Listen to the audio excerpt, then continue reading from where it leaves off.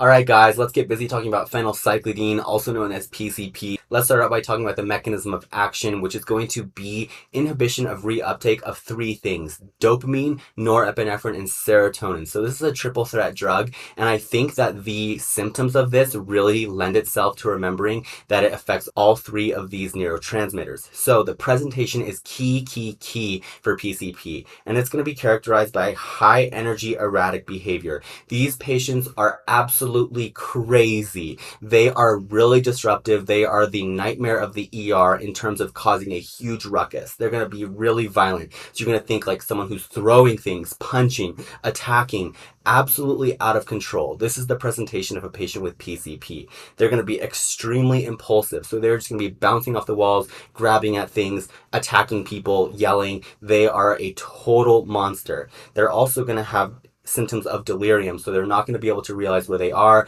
They're not oriented to time and space. They're extremely hard to communicate with. They can also have symptoms of psychosis, so they can be hallucinating or having delusions. They are not going to have the ability to have a conversation with you or any linear process of thought. These are all the presenting symptoms that are really high yield and how you're going to pick out a patient who's presenting with PCP intoxication. In terms of physical exam findings, you're going to see psychomotor agitation, obviously. These patients are just really amped up. They're also going to present with analgesia. And why is this important? So these patients oftentimes need to be restrained because they're so aggressive and so violent. And as security is trying to restrain these people, they don't even feel pain. They can be fighting, they can be being restrained, and they're not feeling any pain. They're like, come on, bring it on. I'm so crazy. Nothing can affect me. You can shoot me with a taser and I'm still going to come after you. That is like the level of intensity these patients have. They're also going to have meiosis as well as tachycardia and hypertension. And then I would say probably the highest yield physical exam finding is going to be rotary nystagmus.